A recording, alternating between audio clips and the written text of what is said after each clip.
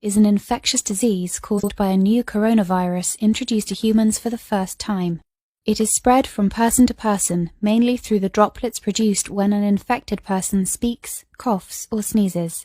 These droplets can land in the mouths or noses of people who are nearby. These droplets are too heavy to travel far in the air. They only travel approximately 1 meter and quickly settle on surfaces. This is the reason person-to-person spread is happening mainly between close contacts.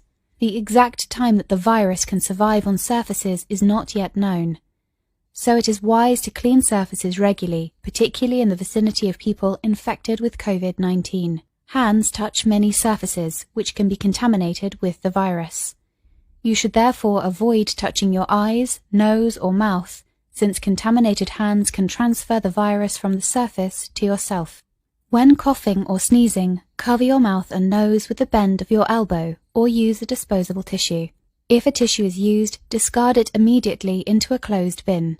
The most effective way to prevent the spread of the new coronavirus is to clean your hands frequently with an alcohol-based hand rub or soap and water. This will eliminate the virus if it is on your hands. Stay healthy and prevent the spread of COVID-19.